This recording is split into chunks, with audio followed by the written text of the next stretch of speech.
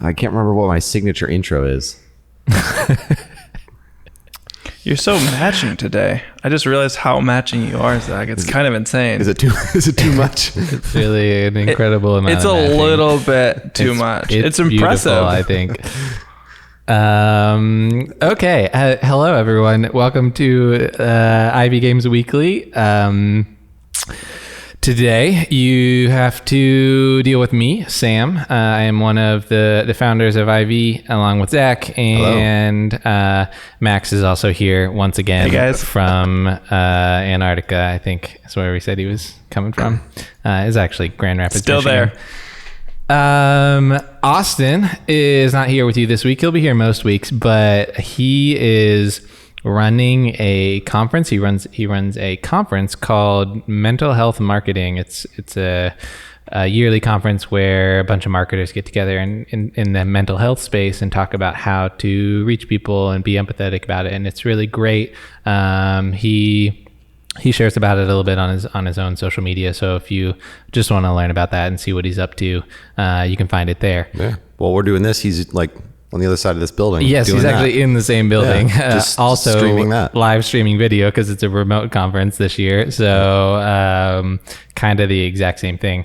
But this week you have to put up with me. I am very much the least board game inclined person in the office. Yeah, we drag you along on our adventures.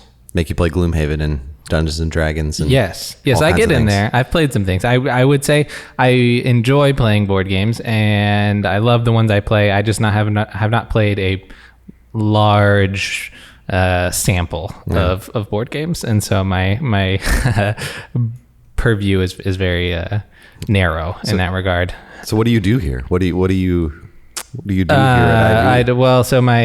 My title is executive producer. That is a little bit misleading. I kind of just answer a bunch of questions, push things forward, oversee projects, make sure things are moving in the direction that we want to move them, and plan for things. And I pay people. I pay a lot of people. You spend money? I spend a lot of money. Yeah. That's really my primary job. Yeah, and I want to thank you for that, Sam. Yeah, of course. We are working on streaming. This is still the pre-recorded setup. We're trying to get a couple more cameras and work on having a live stream setup to get that going. It'll still be available on all the YouTubes and all the places like that. Yeah. But we got some new gear though this week. Yeah, we got some new gear. We're getting a little bit more new gear very soon, and excited about it. And then we'll also be using that to make a lot of other video content. So we hope you come along for that. And I think the last bit of news is that we have already started talking to our first guest, who I'm not going to announce yet. Wow, what a tease. But somebody pretty prominent in the board game community who we have gotten to know over the course of making Moonrakers, and really love, and can't wait to have them on the show in maybe a couple weeks or something like that. So make sure you come back, and it'll be great. Yeah, this is nice though. I'm glad you're here. We don't get to. I feel like every time we do like a podcast, it's always like one of us, never both of us together. So it's great. It's almost always you. I really try and stay behind the scenes as much as possible. You did the vlogs for Moonrakers though, which was very fun. Yes, those are very fun. We're gonna try and kick those off again too. So for the next board game, the one that you can find out about on Discord.com if you go there. Link in bio. Max, what's up with you this week? You were down here. Yeah, we saw you. I was just down there. Flesh. Yeah, we could have done it on that couch, but we just missed it. We did. And we only have 2 mics. We were actually thinking about doing it here, but Max has the 3rd mic at home. So I just came back. just went back, and then we recorded it, which is great. Okay. Anything else? You guys got anything to kick this off? No, I'm excited for our special topic though. Yeah, a special topic would be great. It's pretty important to all 3 of us, and it is what do you guys think about the Nike Dior Jordan ones?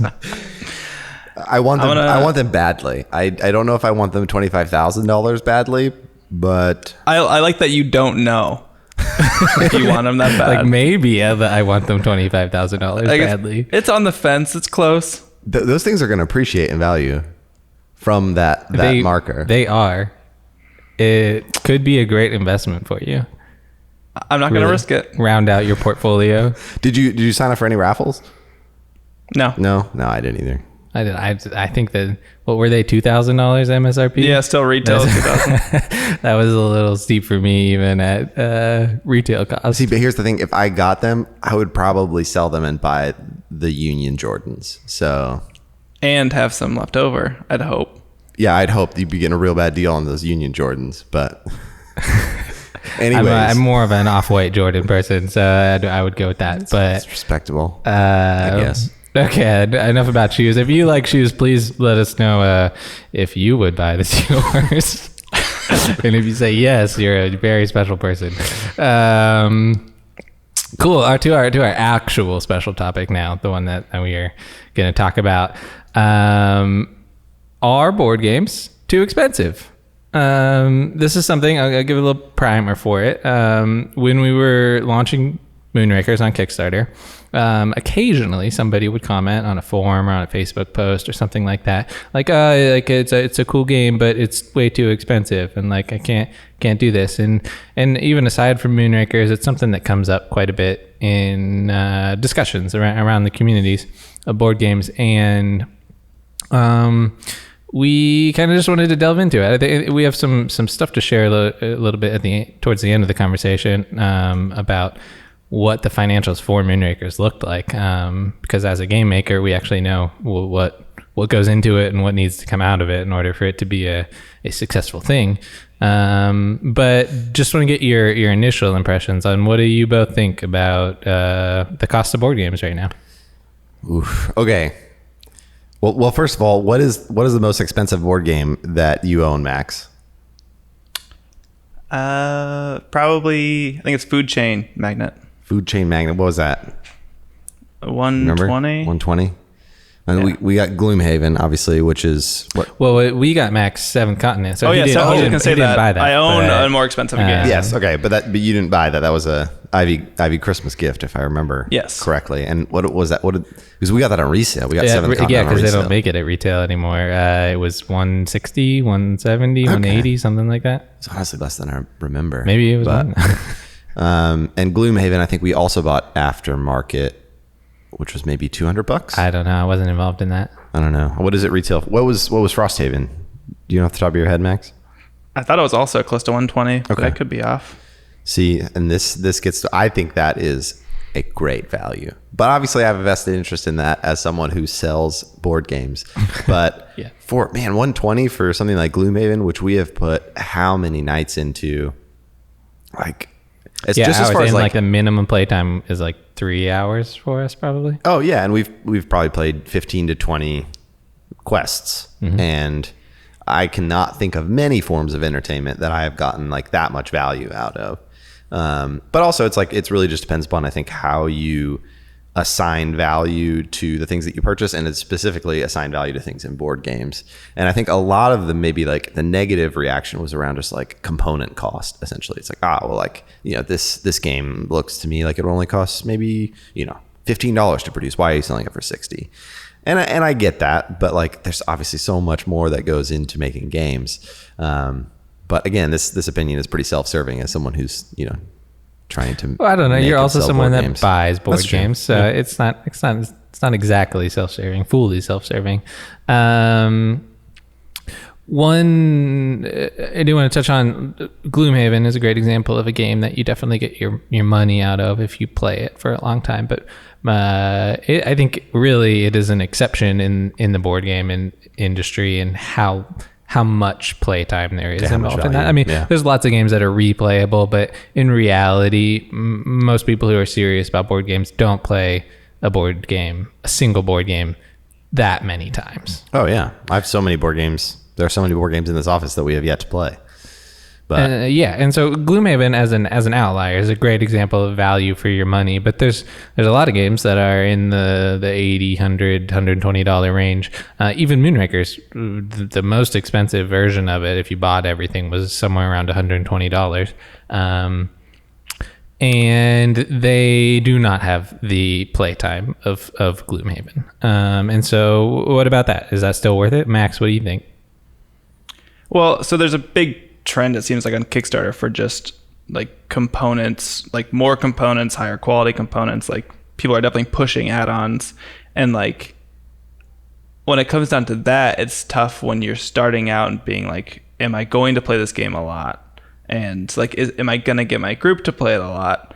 And so like I think people are quick to jump on those add-ons and like have probably been burned before in how much they've actually been able to play that game. So I feel like it feeds into this, like things are getting too expensive because I'm paying more than I probably should be for something I don't really know. And a lot of times it does come down to your group, and you can get a lot out of a $10 game, and you can obviously get a lot out of Gloomhaven, but I'm sure people have bought Gloomhaven and then played once and thought it wasn't enough value for them. Got it. Yeah. So maybe people are just getting burned a little bit, and that's why they may feel that the games are expensive. Maybe they need to be a little more discerning in which games they actually pick up, so that they do get that playtime in. Yeah, there's an interesting counterpoint. I like, maybe I saw this on Twitter or something, but it was about like Bruce Springsteen was asked about his like ticket sales, and he was like selling tickets to his shows for like $15 or something like that, and he could get way more than that. Obviously, he could sell out the things, but he's like, I am looking out for like the market as a whole. Like I want everybody to be able to have access to my concerts, and I also don't want to just like completely screw over everybody else, you know, every other touring musician, right? Because not everybody has the budget to, you know, be able to go to, you know, 5 shows a month or something like that. Like if the only way to get in the doors and see me is, you know, $250 or $500, which you could probably get, like that's the only show you're gonna be able to go see the entire year. And so I think that there might be that side of it too, is like there is a bit of fatigue. Like it's getting more crowded, and there are, I don't know how many new Kickstarters every week now. Like how many was there this week? It was quite a lot. Like 24 or something is a lot. So I think there is that too, just like the quantity of it all, and you know, trying to get people, I don't know, if you drop $400 on a game, like you're not going to be able to buy very many games that year, or maybe you are, and that's just where you spend most of your money. But yeah, because people are quick. Like, I mean, I personally am quick to like think higher of something where it's like, I think I can get my group to play this a lot, and like you just want all these new games. And so as a whole, you're getting less value out of any individual game, but it's not at all the fault of the game. That's on the person. So that brings up a subject that was also something that we dealt with Moonrakers, was some people wishing that there were a cheaper version of the game. Do you think that it would be nice for game makers to make different versions of the game in terms of component quality? Or is that singular vision of like what the creator wanted to make something that is more valuable than maybe being able to buy another game that month? What do you think, Max? That's really tough. I'm really on the fence actually on that one. I don't know. I think the most important thing always is gameplay. Like quality of components, amazing. Like art, amazing. It's probably actually what ends up selling the game. But ultimately, like I play tons of games that I don't think look pretty, that have terrible components, and I come back to them over and over and over again because the experience of playing them is amazing. And so like I think there definitely is something to say about, you know, making a cheap version of a game. Like if the game's either not going to exist or exist, and you know, making great art and making great components costs a lot of money, I would rather have it exist. I would rather like put that into the world and have people have access to it. But that said, as someone who makes, you know, art for a living or commercial art for a living, like it's got to look amazing. Like it's all part of it. It is. So you know, I'm also on the fence, but I can more and more I'm seeing the side of like maybe it would be worth having like a lower end, cheaper version of this game. Because I think like I don't know, terraforming Mars from like the financials perspective is a good example of that. Like the components, nothing amazing. Like from a quality standpoint, the art was all right, but like, man, that's such a fun game. Like I really, really enjoyed it. And now they just came out with their big box, which we talked about last week. And I'm just like so stoked about it. Like massive components. And like, I would never have bought that right out the gate. I would never have like wanted that right out the gate, but because there's a cheaper version, I was able to kind of get into it, experience it. And then that like gave me the option of, you know, wanting to see if I wanted to invest a few $100s in like the best version of this game. Sure. That's definitely a compelling reason to have a cheaper version whenever you first start out, is if you really think your game is great, and then you can come up with a better one later, then you can really make that work for you as a business. And I've been like, I used to think like it kind of blew my mind that people would spend so much money on these like nice parts. Like I thought even with Moonrakers, like we decided to do metal. We're like, I don't know, maybe people will want to have like metal ship tokens. Yes. And I was like, I would never buy that ever. And then I got them and like held them in my hands, and like, I don't know, there is something just so fun about having nice things, like having like something that feels great in your hand. And like, it just like, it really just makes the experience like that much more satisfying in a way that I wasn't really expecting. Like I knew it was going to be cool, but I was like, I don't think I would ever do this. But now I'm in the camp of like, I don't know, like if I'm going to get my friends around a table, which is getting harder and harder and harder, like it might be worth it to make that experience like that much more enjoyable. Sure. And I think something we always kept in our mind when we were making Moonrakers and when we're making every game is that intangible feeling that you get from when you're playing the game, and what the components have, the effect they have on that. Because the core gameplay, I agree that it is the most important thing about any game, but I don't think it should be discounted what the physical experience brings to the table. Nice, pun intended. When you are playing a game,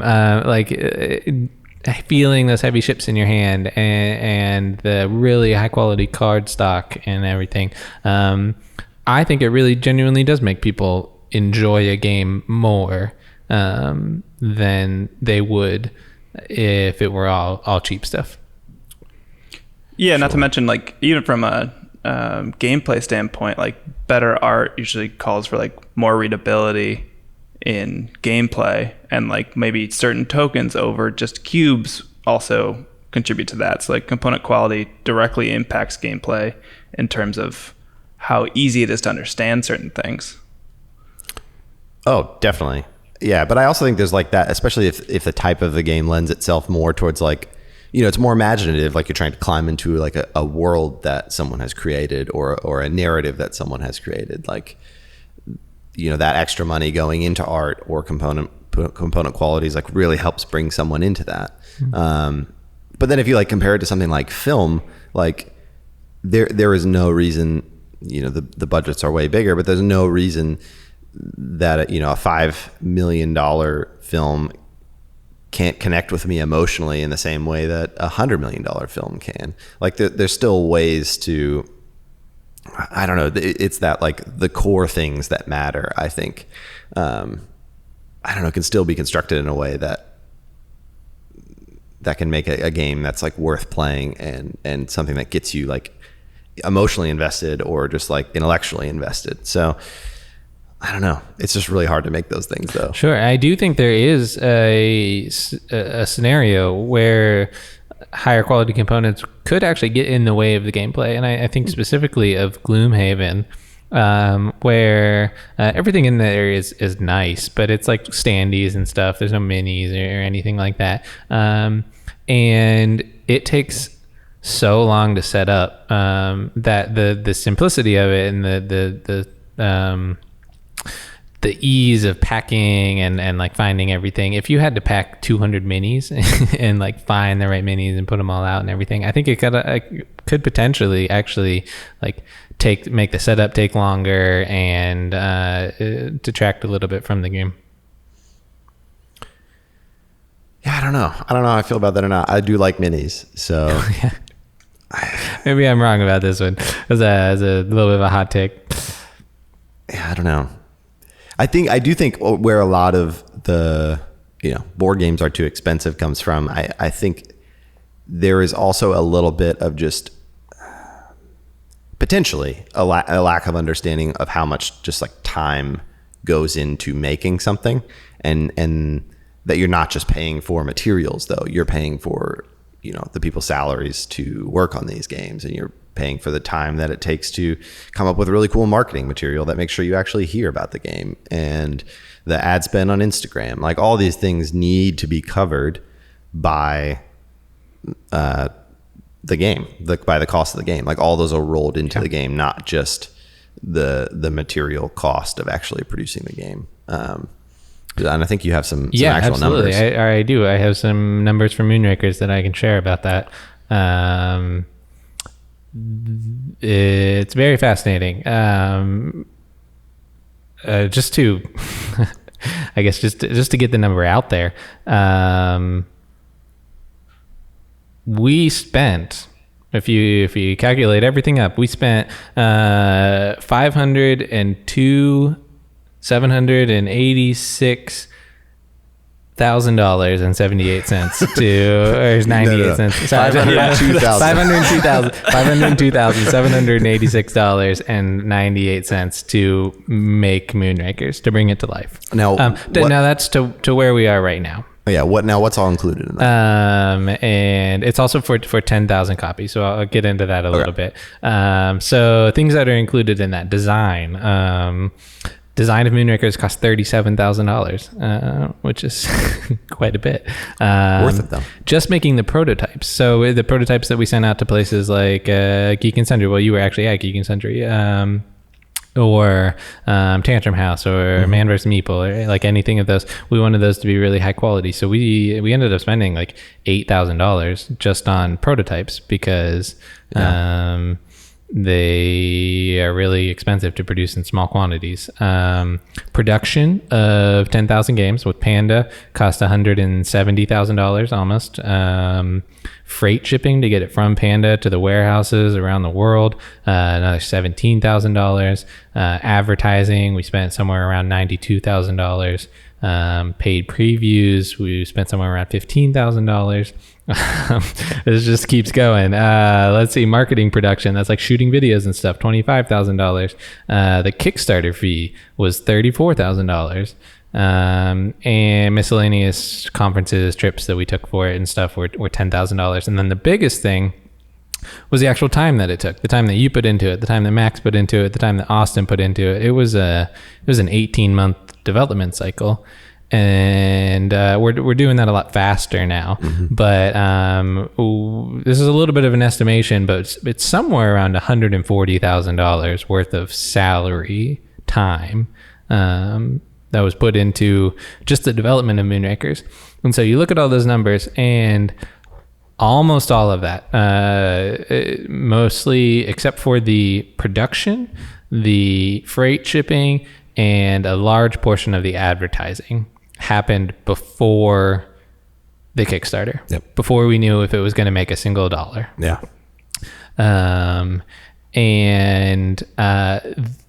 It's insane. I wonder if we would have done that if we would have known. Yes, if we had known. If we had known how much we were actually going to spend before we knew if it was going to make that money back. Yeah. So that's somewhere around like $250,000 spent before we knew if it was going to make another dollar.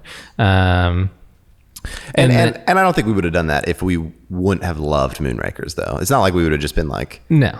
Like, I think we were getting some feedback along the way, right? We were capturing emails. Like, it was very clear that this was something people like. So it was very much a gradual process. Like, yes. Like, oh, okay, well, like, I think this actually could be something that people really like and latch onto, and has the potential to make what it did and what it can continue to make. Totally. And then, so like I said a little bit earlier, that was for 10,000 games. So we only actually had 6,398 backers. So there's somewhere around 3,500 extra games that have not been sold. So if we sold all of those, and we sold all of the add-ons that we also made, and then included all of the Kickstarter money, minus the Kickstarter fees and the credit card processing fees, the total amount that Moonrakers can possibly make at 10,000 copies is $753,000.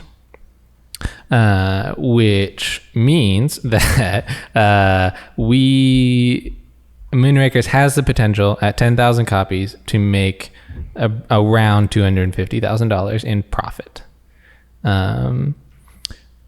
Now that is not an insignificant amount of money to make on it. We put in the investment and we're able to make profit on it, but it's also a little bit deceiving because now we're working on more games and reinvesting that money, and we haven't recouped all of that money yet, and so it's really like right at this moment we're just barely breaking even on Moonrakers, having sold 6,500 copies. Sure. And we can now reinvest that into new games and do new things with it. Mm-hmm.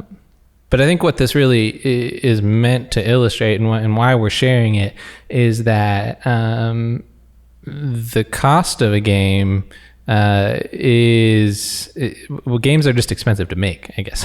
Yeah. They're really expensive to make, and you can make them on a shoestring budget after work. Like if you're not taking a salary for it or whatever, you can make them a lot cheaper than that. But we are trying to do it as a business, and as a business, we needed to charge what we charged. We actually probably needed to charge a little bit more for Moonrakers than what we actually charged. Probably. Yeah, I think we might be pricing ourselves with our margins out of being like retail stores. Yeah. So talking about that as the industry as a whole, the general pricing rule for how you come to a retail price for a game is that it is 5 times whatever your cost to land the game is. So that is production and freight shipping to warehouses. So for Moonrakers, that is $18.55. That cost of production at 10,000 units divided by 10,000, and then the freight shipping divided by 10,000. It comes out to $18.55. And so we are not a ton below that 5 times figure, but significantly enough. Yeah. We are a lot closer to 4 times. I think a little bit under 4 times. I don't know. Yeah. And there is reason for that. It is because if you, which a lot of board games still do, go through a distributor retail model, distributors want to buy your game at 40% MSRP. And so you are already taking a huge hit, because then they sell it to retailers at 50% MSRP, and then retailers at that point have the burden of selling the game, the burden of marketing it, and the burden of getting it into someone's hand and getting that 100% markup that they can charge. And so stocking it, holding the stock, warehousing it, all that stuff. So Kickstarter, the game makers going through the distribution model are only making 40% of that MSRP on every single game that they sell. Yep. So they are trying to make 100% markup, and so that's why 20% of the MSRP is that landed cost that you want. Mm-hmm. And then that 100% markup is what goes into paying those development fees and all that. But you don't have to pay for advertising or anything at that point, because you're just giving it to a distributor. Now, Kickstarter, like us, very different. Yeah. Because we are not going through a distributor. We sold to some retail stores through the Kickstarter, but we are not going through a distributor. So you'd say, oh man, you're just making your game is that 20% or whatever. It's a little higher for us, but your game is at 20%, but you're making all of that markup. Mm-hmm. And it's like, well, in a way that's true, but we now have that burden for the advertising and the marketing and getting it into the customer's hand and getting them to give us their money. And that, as I just showed, is a huge expense. Oh yeah. Yeah, and I think it's a necessary expense too, because if we're trying to run a business, which we are, we're trying to, we want this to be sustainable and ongoing. It's like, sure, you can say like, you don't need to spend that on advertising, but there's a reason why like Disney or whatever like matches like doubles the production budget with their advertising spend. It's because it works, and it works consistently, and they never have flops. I mean, they've sometimes have flops, but like they rarely have financial flops. And like, and that's what we're aiming for. We like, it's of course not all about the money. If it were all about the money, I don't know, probably not be doing this, but like, but at the end of the day, we want to keep going, and we want to keep making amazing tabletop experiences. And so we need that consistency. But the nice thing is, we also, all of us are work in advertising, and we can essentially hire ourselves to do that side of it. Yeah. But I think that money is, I think it was proven that it was well spent. I mean, we wouldn't have spent the advertising money that we did if it wasn't converting to sales and wasn't growing our audience size and wasn't selling more games. And so, and I think next time we'll find some ways to cut costs but then we'll also, found some other ways to spend money too. So it's, we're just going to keep trying different things and seeing what works, but, definitely. And as you grow and start to make more games and stuff, those costs all get spread out across multiple games that you're working on. And so it's not as much of a burden on a single game. Totally. And this is a little bit getting away from the point, but like, part of the way that we're thinking about it too is we see Moonrakers as like, it's its own little franchise. Like we'll be able to make expansions, and we'll be able to build on top of that brand itself, and also with our future games as well too. So it's not just like, this isn't just like a one-off thing. Like we're going to keep making Moonraker stuff because we love it. And we think that we found a group of people that also really like it. So, yeah. So the future is bright, but these numbers are quite large. They are. Yeah. Yes, definitely. It's a long-term vision that we're trying to cast for this. Yeah. I also think that people sometimes have a misled view of Kickstarter as a whole, in which like you can make a shoestring budget game, and at that point you're basically entering the Kickstarter lottery. And then there's like the other version where you can use it as a platform to like not go the retail route, and like in that case that's where you have to spend all the money to actually make it a viable option. Totally. Yeah, and I think we're kind of using Kickstarter in a way that I think originally wasn't intended to be used. I feel like Kickstarter was just a place where it was just like, I think originally where it was just like, I don't know, I have this idea, like, do you think I should make this? And like, and if you answer yes, then you give some money, and then they go make it. But now, like, the board game culture is just like, basically you have to have your game finished. You have to have all your advertising, like, or all, your branding package, like all that has to be together. And so basically it's just a pre-sale. It's just like it's a pre-sale that gets people a bit more involved in the creation process, because there's always something that can be added. We changed a lot of stuff about Moonrakers after the Kickstarter. Oh yeah. So I think it's somewhere in between that, but definitely not exactly what Kickstarter was designed to do. No. So anyway, all of that we talked for a long time about that, and I hope you found it interesting. It was a lot of numbers. But I think what we were trying to say from it is that from a business perspective, from looking at the numbers from our side of things, and then taking that and applying it to other games that we are seeing, I don't think anybody's really charging too much for their games. I don't see anything that's like an outrageous, like that game's too expensive. Like things get more expensive over time, and there's also economies of scale at play here. Like Monopoly producing 2 million games gets to make those for a lot less than we do. But all of these companies need this money, need to charge what they are charging in order to be able to continue to make games. I think that's really what it comes down to, is that if you love a company and you love the games they make and you want them to continue doing that, they need to probably be charging what they are charging. Yeah, I don't see anyone. There's no, and this is a little bit of a hot take, but there's no like supreme of board gaming. All right, like just paying for the name. Yeah, like I don't think anybody's out there just like, I don't know, we're gonna put our name on a brick and then we're gonna sell it for $300 or something like that. Yeah. Like I don't see anybody doing anything like that. And I also think that, I don't know, I just like, but like I think Supreme is kind of trash. So like, Oh, I know. That is I quite know. the hot take. Yeah, this is gonna come back to haunt me, but not trash. It's not trash. People, there's some sure. Walk No, it it's back. kind of trash. Don't walk it back. Is it? But yeah, I mean, they're taking advantage of the hype around it, and I don't see anybody like abusing any kind of hype train in the industry to just like. It seems like genuinely a group of passionate creators who are out here just trying to make great things for their fan base, and I don't see many people like just cash grabbing off their franchises and things like that. But if the industry as a whole starts to grow, like I don't think we're anywhere near the ceiling that is that has the potential of tabletop gaming.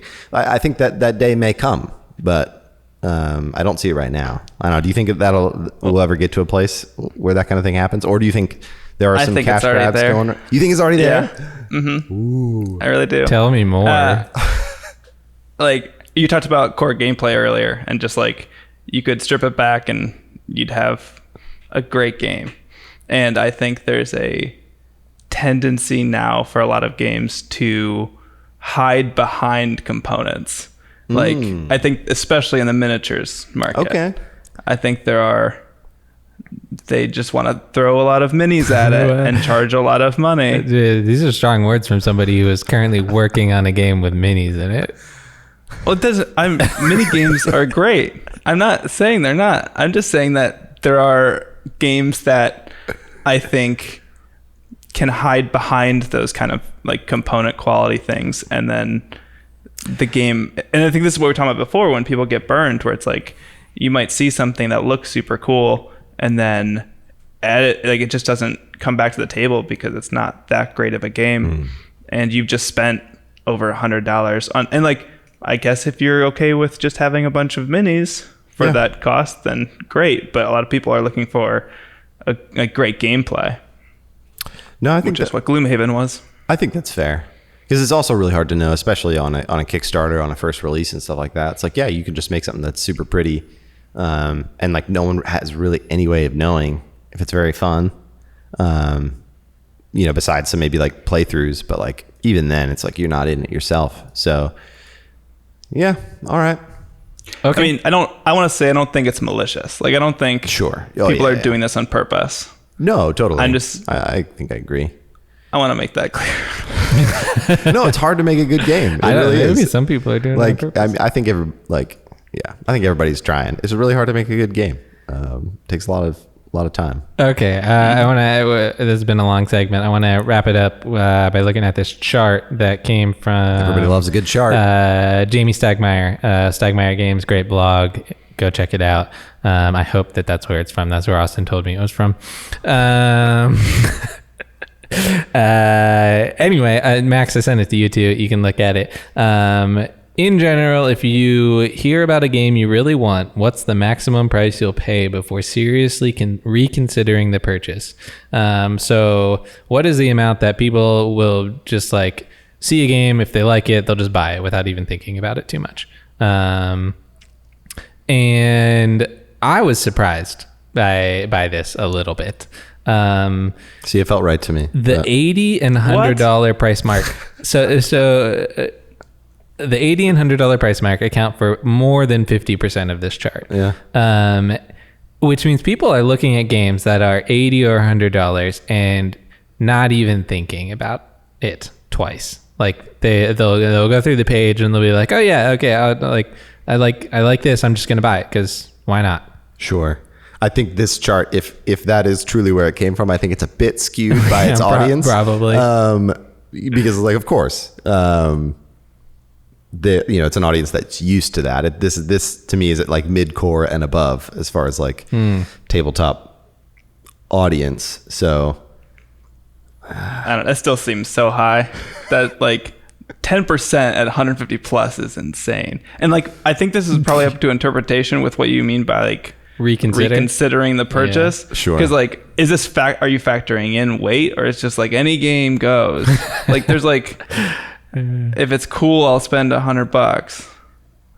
Like that seems like, I don't think like you're right. I'm sitting I at wouldn't be in that 60 camp. answering this question honestly. Yeah, it really depends upon the game, I guess.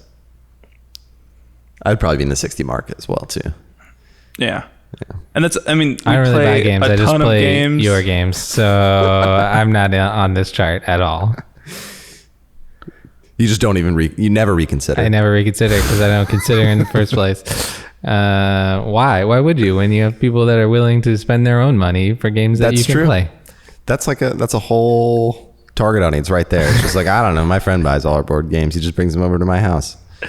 Yeah. And I'm that friend. It really I'm now realizing how oh man, like people just like Max, send me games. I know. And there's like, this is a cool game, and then I think they're just waiting for me to buy it. That's definitely what's happening. I don't like that at all. You need to start charging people for your game nights. Just like, all right, I'm just gonna split the cost of this. Okay, it's not that much if you split it. Well, okay, so I think we are done with this segment, but games are not too expensive. I think that's what this game test. Maybe some games are too expensive, but most of the time, game companies, I think, both from a consumer and a maker standpoint, we think that they are not too expensive, that they are charging what they need to charge in order to continue to make games. Yeah. But please light us up in the comments and tell us why we're wrong. Yeah, please tell us why we're wrong. That's why we do this, so that we can get accosted. Yeah, and games might be too expensive for you, but that's on you to know and be smart about. I thought for a second you were gonna be like, and that's on you to make more money. I'm like, wow, Max. Wow. Okay. I'll take that side. Okay. Some new games that we love this week. Well, these are kind of new. Zach, yours is the only one that is actually going to be available whenever this comes out. Yeah. Which we're making a bad habit of talking about games that are not available. Well, actually, mine is available. It is just not available on Kickstarter anymore. But it is a reprint with an expansion, so you can still buy the original one at their store. And Nice. It is. What is it? It is Fire Tower. Now, once again, I'm not the board game aficionado of this, but I took a look at this and I thought that it really just looked like a fun, competitive PvP game. And that's what I really like. There's not, I don't know that I've actually ever played a PvP game. We don't play them really. No, yeah, I feel like most of your experiences are like group games. Yeah. Either like deck builders, where you're playing mostly by yourself, or some kind of very cooperative goal mission oriented thing. Yep. And that's one of the things I like how it looks. I think that the little fire pieces, the little plastic fire pieces, are fun. The goal of the game is to burn down your enemy's fire tower. And you use cards and things that you play to move the fire towards their tower and hopefully eventually burn it down. One of the new things, this was again the reprint for the expansion. One of the things I liked is that you are not done, because it is a PvP game, so it's very much like a knockout game. But there are ways to win after you get knocked out. Oh, really? I think that they are harder. But that's one of the things that they talk about in the expansion, is that there is now a victory mechanic for after you lose the first time. Nice. So anyway, I just think it's a fun little neat game. PvP sounds really interesting to me. It is 2 to 4 players. Yeah, Max, what did you think about this one? Are you just playing as arsons?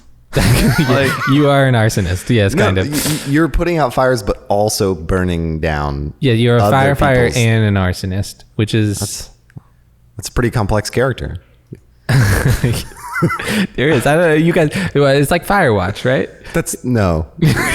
That's not how Firewatch Wait, is. isn't that how Firewatch goes? No, you set fire to the forest, No. and then you just try and escape. Yes. That's. Oh, it that's the says game. your nature. You're playing as the role of nature. Okay. That's a little better. That is a little bit better. Nature, interesting. So I like the play. I like the. This is a game that seems so flexible. You got solo modes, you got face-offs, you got teams. There's free for all. Love the player count, or sorry, the play time. I was like, I as a rule, I feel like I almost never play games where you can get knocked out. But it sounds like they've got a good response to that. But at this time, like 15 to 30 minutes, you know, you're not going to get knocked out. You go get a snack, and then you come back, and you can play another game or something. Yeah, it's not like Risk where it's like, what am I going to do for the next 5 hours? Yeah. Well, and I feel like this is a kind of nice game. I feel like, Max, you do this a bit more than most people I know. I feel like you're often talking about like you're kind of like curating an evening of games, and this seems like a nice game for, it's like a warm up or like an in between maybe like two like heavier games or something like that. And you know, or somebody shows up late, you can just kind of throw this in there at a lower player count, which seems kind of a nice, I don't know, nice weight, nice player count for that. Yeah, for sure. I like that you think I'm curating these perfectly game nights. I do. That's how I imagine Max, you. don't sell yourself over short. there in Michigan. I just wish you were curating my board game nights. Not gonna lie, but you know, I give everyone a menu. Next up, the game that Max is maybe going to bring to his next curated game night is Intrepid. Tell us about Intrepid, Max. What do you like about it? Intrepid, you're a bunch of different people aboard the ISS, and you are working together to solve certain missions while bad things are happening to the station. And it's a co-op, like dice worker placement game. And when I hear co-op, I'm always thinking that like there's going to be a really bad problem with quarterbacking. Yeah, it just happens so often. Yep. But this one is asynchronous, so everyone's doing quite different things. Asynchronous but also, as in like no turns, like victory conditions, or no? It's also simultaneous. Whoa! I did not catch that. But like all different teams that you are choosing at the beginning will be doing different things that you couldn't keep track of well enough to be like, you should do that. Plus, it's happening at the same time as you, which is really nice because there is like, you are helping each other in different ways, but order matters a little bit. And so you're kind of just working together and talking enough to like pass dice around and get everything taken care of. So at the end of it, you have like all of your nutrients and oxygen and everything covered for. Nice.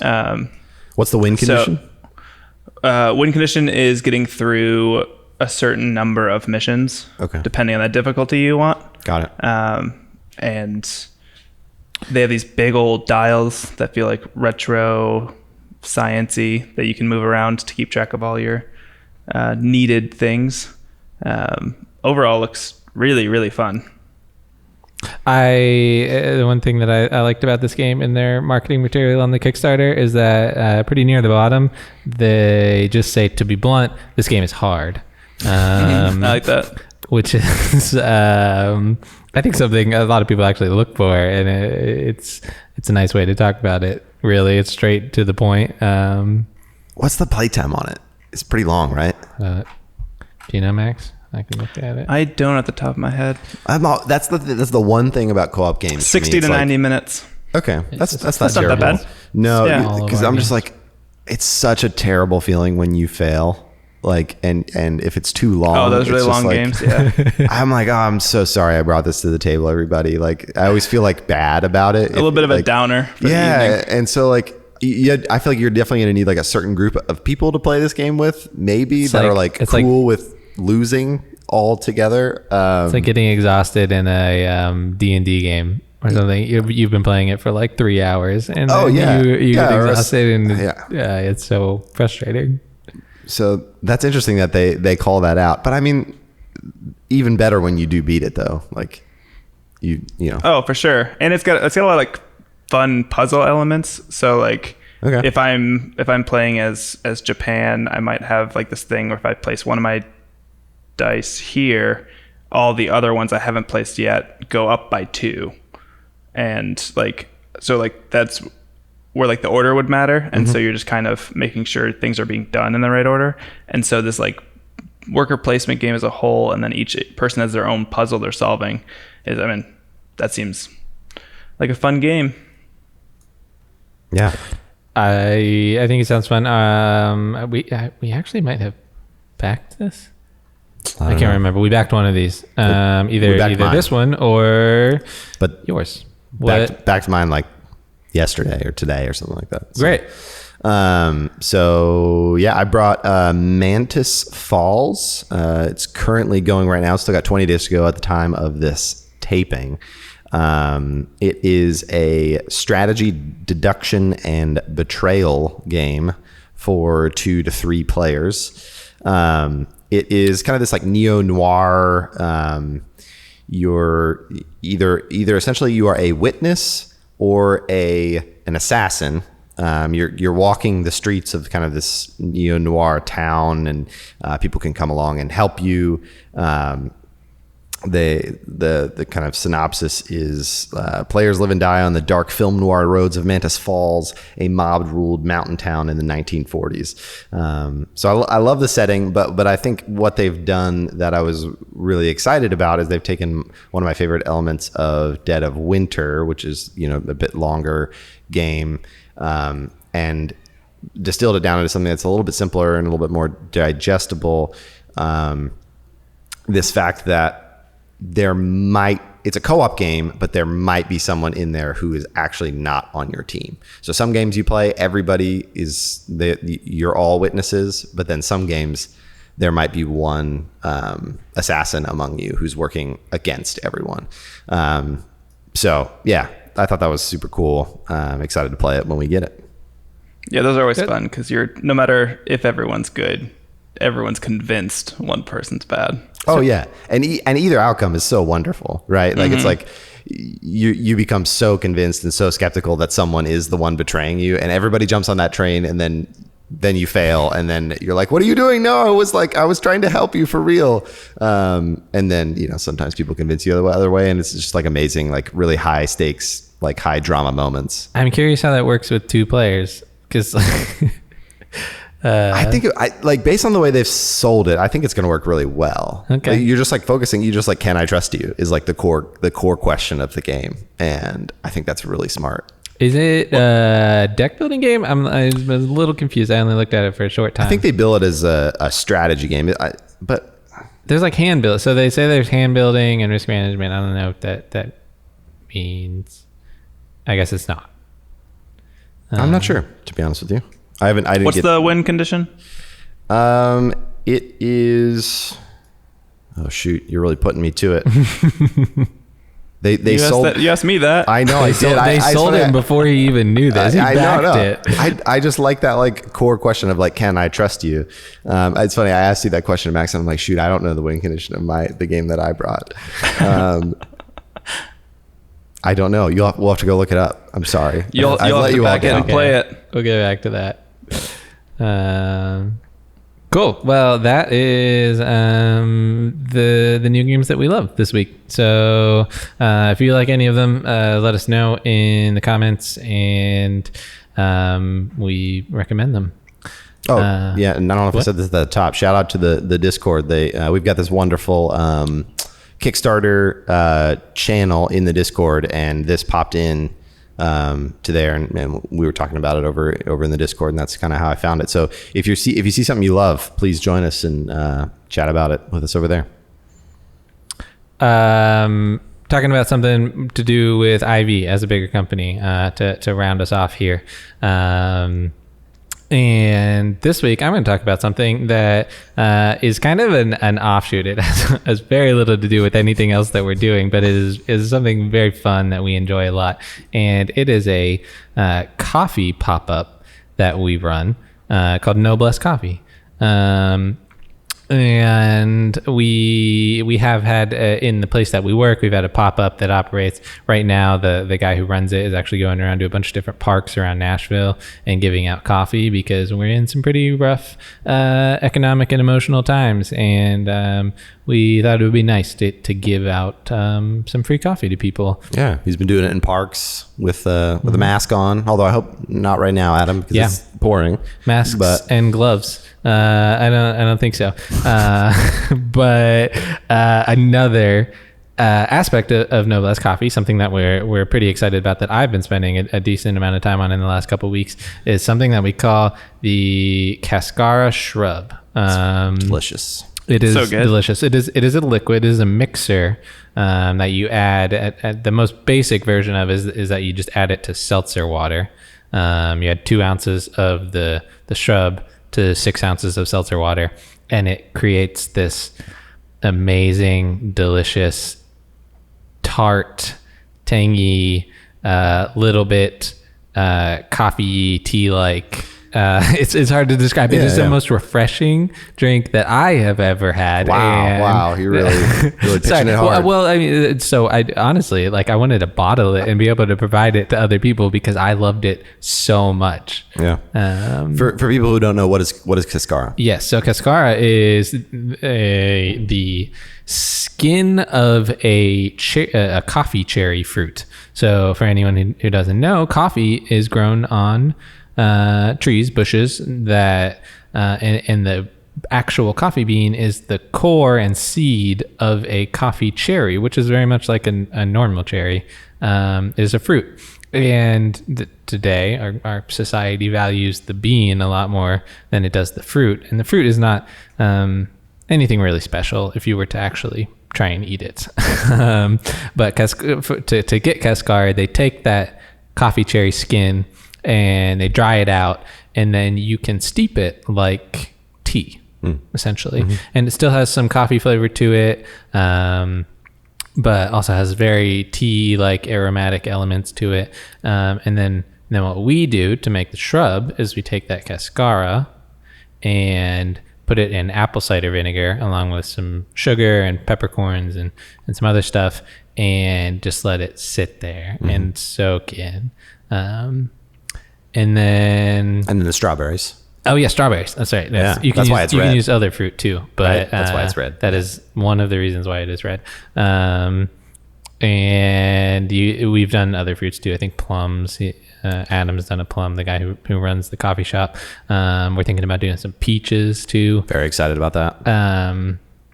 And yeah, it's just been a kind of a fun little side project, like this drink that you can't find anywhere else. I've only had one Cascara shrub ever anywhere else in my life, and I look for it all over the place. Where was the other place? Sight Glass Coffee in San Francisco.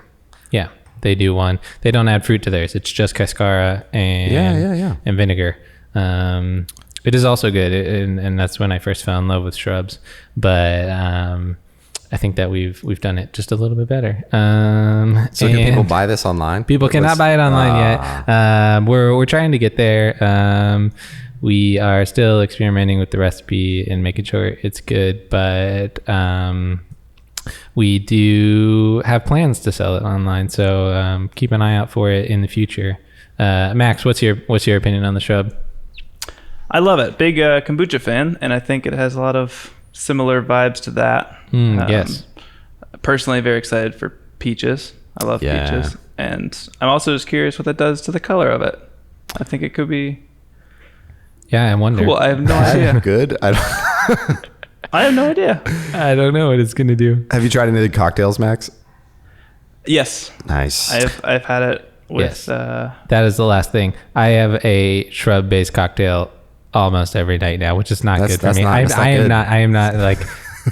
I don't drink a lot of alcohol in my life, but ever since the shrub has come into it, for testing purposes. It is so delicious to me that I can't stop myself. What's your go-to right now? The elderflower, elderflower liqueur, gin, lemon juice, and if you have it, a little bit of mint on top. The garnish makes it. The garnish makes it, and then obviously the shrub is in there, and it just makes this delicious, wonderful, flowery, tart, fantastic drink. Perfect for game nights, you know. Bringing it back around. Bringing it back. It's on the menu. Yeah, it's part of the curated Max Games Weekly trademark. That's what we call it here. Yeah. The curated Max Games Weekly. I mean, you do the Why Not Drink Wednesdays still, right? Is that still a thing? Yeah. The Cascara Shrub happened last night. Oh, no way. Very nice. For this week's Why Not. Anyway, I want you all to taste it and drink it because it will change your life. And so we will let you know when it is actually available to purchase if you want to. I think that's it. I think that's the show for this week. That's the show. Thank you for sticking around. If you made it this far, it was a pretty long one this week, I think. I don't know exactly how long it's been, but it's been a while. And if let us know what you think about that. How long should it be? You tell us. That's good to know. Great question. Great place to do that is on the Discord or any of our social media platforms. Very active and responsive on the Discord, and we can have a conversation about it. But if you just want to comment on a random Instagram photo or Twitter post or whatever, let us know. And we are trying to keep Moonrakers and IB Games just a little bit separate so that we're not forcing you into being a fan of both of them. But if you want to follow everything that's going on about IB Games as a whole and as a company, then we have some new social channels for that will be in the description and maybe as clickable buttons on the screen somewhere around here. But yeah, thank you both for joining me again this week. Max, don't go outside without a coat. Yeah. So we also shouldn't go outside with a coat. It's dangerous. You get frostbite real fast. Mm-hmm. Anyway, thanks for joining us again. Thanks for watching or listening, and have a great week. Oh, your toys. You got some new toys. He wanted to show them off. You didn't share before with we everyone. left. I mean, I just wanted them to be on the table for people to enjoy while we're talking. You can show them off now, and maybe it'll make the cut. Maybe it'll make the cut. This is yeah. It's still recording. Rick. He has a drinking problem. Like me now, apparently. This is Morty. His grandpa is pretty mean. But he hangs out with him a lot. He doesn't have a choice. His grandpa's the smartest man in the galaxy. Trade-offs.